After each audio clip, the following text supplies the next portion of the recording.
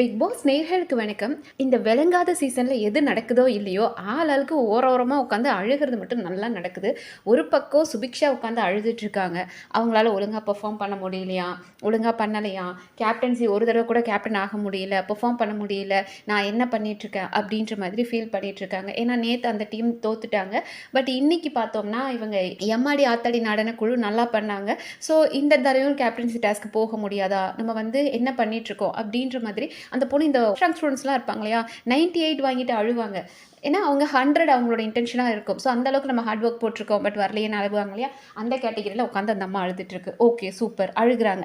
டெஃபினட்டாக இந்த கேமுக்காக அவங்க ஒரு விஷயத்த ஃபீல் பண்ணுறாங்கன்னா அதுக்கு பெரிய பாராட்டுக்கள். ஆனால் அது எத்தனை இடம் இருக்குது, எங்கேயாவது உட்காந்து அழலாம் தானே. இவங்க போய் ட்ரெஸ்ஸிங் ரூமில் உட்காந்து சுபிக்ஷா அழுகுறாங்க, அவங்கள கன்சோல் பண்ணுறதுக்கு விக்ரம் போகிறாங்க. பட் 2 பேருமே ரொம்ப தெளிவாக மைக்கு போட்டுட்டு தான் போனாங்க. ஏன்னா மைக்கு போடலைன்னு வைங்களேன், 4 பேர் 4000 விதத்தில் பேசுவாங்கன்னு அவங்களுக்கும் தெரியும். ஆனால் சுபிக்ஷாக்கு வந்து தன்னோட அழுகையை வெளியே காட்ட வேண்டாம்.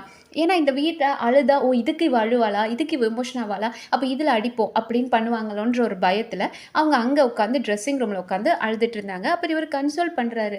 ஓகே விடு, நீ பண்ண டாஸ்கில் நீ ஜெயிச்சிருக்க இல்லையா, நீ ராஜா ராணி டாஸ்கில் உனக்கு என்ன ரோல் கொடுத்தாங்களோ அதை நீ பண்ண, ஸ்கூல் டாஸ்கில் உனக்கு என்ன பண்ண தெரியுமோ அதை நீ பண்ண, அப்போ சூப்பர், இதுக்கே நீ ஃபீல் பண்ணுற அப்படின்னு சொல்லி அவங்க மற்றவங்க முன்னாடி அழக்கூடாது. இப்போ அந்த வீட்டில் எத்தனை இடமும் இருந்தாலுமே வேறு எங்கே உட்காந்து அழுதாலும் எல்லாரும் பார்ப்பாங்க, ஏன் அழுகிறேன்னு கேட்பாங்கன்றதுக்காக ட்ரெஸ்ஸிங் ரூமில் போய் உட்காந்து அழுது ரொம்ப நேரம் அழுது பேசிகிட்டு இருந்தாங்க. ஒரு பாயிண்டில் பிக் பாஸே கூப்பிட்டுட்டார். பட் பிக் பாஸ் ரொம்ப தெளிவாக அதை மென்ஷன் பண்ணார். என்ன அப்படின்னா, விக்ரம் சுபிக்ஷா வெளியே வந்து பேசுங்க அப்படின்னு சொல்லிட்டாரு. அண்ட் மோரோவர் என்ன சொல்லிட்டாருன்னா, இன்னொரு தடவை ட்ரெஸ்ஸிங் ரூமில் போய் யாராவது உட்காந்து பேசிகிட்டு இருந்தாங்கன்னா அந்த கிளாத்தே எடுத்துருவேன் அப்படின்னுட்டாரு.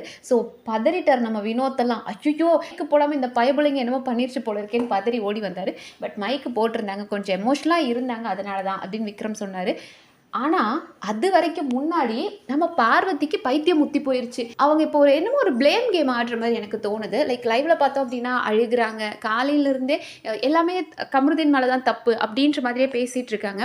லைக் நீயா வந்து நீ தான் என்கிட்ட பேச ஆரம்பிச்ச அப்படின்ற மாதிரி ஆகட்டும், நீ பாட்டுக்கு இருப்படா, இந்த ஒரு கண்டென்ட்டை வச்சு அரோரா இத்தனை நாள் ட்ராவல் ஆகிட்டா, நீயும் ட்ராவல் ஆயிடுவ, ஆனால் நான் வெளியே போயிடுவேன் அப்படின்னா நீங்கள் 2 பேர் மட்டும் இங்கே சந்தோஷமாக விளையாடுவீங்களா, நான் போயிட்டு நீ மட்டும் உள்ளே இருந்து பாரு அவ்வளோதான் அப்படின்ற மாதிரி சொல்கிறாங்க.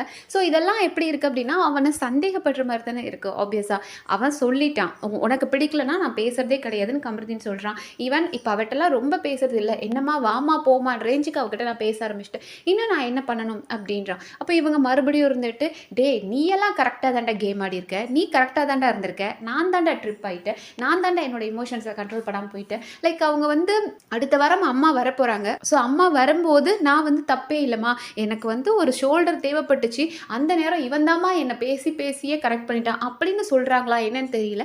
ஏன்னா இத்தனை நாள் நல்லா பேபி நீ இப்படி இரு பேபி, அவளுக்கு ஹோப் கொடுக்காத பேபி, அவளை கட் பண்ணு பேபி, நீ தான் பேபி அவள் கண்டென்ட்டே, அவட்ட பேசாத பேபி அப்படின்னு சொல்லிட்டு இருந்தாங்க. இன்னைக்கு என்னடானா எல்லாமே நீ தான் பண்ண, நீ மட்டும் நல்லா கேம் ஆடிட்ட, நான் வெளியே போனேன்னா அவ்வளோதான், நான் மட்டும்தான் இந்த கேமில் ட்ரிப் ஆகிட்டேன், நீ நல்லா கேம் ஆடிட்டு இருக்க அப்படின்ற மாதிரி அவர் மேலே தொடர்ந்து ப்ளேம் பண்ணிக்கிட்டே இருக்காங்க. அவர் என்ன சொல்கிறாரு, இப்போ நீ எதுக்கு அழுகிற கமருதீன் சொல்கிறார், நீ ஃபீல் பண்ணுறது என்ன, வீட்டிலேருந்து வருவாங்க ஏதாவது சொல்லுவாங்கன்னு தானே, நான் பேசிக்கிறேன், நான் கல்யாணம் பண்ணிக்கிறேன், உங்கள் வீட்லேயும் நான் கேட்டுக்கிறேன் அப்படின்றாங்க. அதுலேயும் பார்வதியே ஒரு பாயிண்ட்டை சொல்லிட்டாங்க. ஏன்னா சப்போர்ட்டர்ஸ்லாம் ஒன்றுமே பண்ணலையே, அவங்க 2 பேரும் சும்மா பேசிக்கிட்டு தானே இருந்தாங்க, ஏன்டா தப்பாக சொன்னீங்க அப்படின்ட்டு இருந்தாங்க.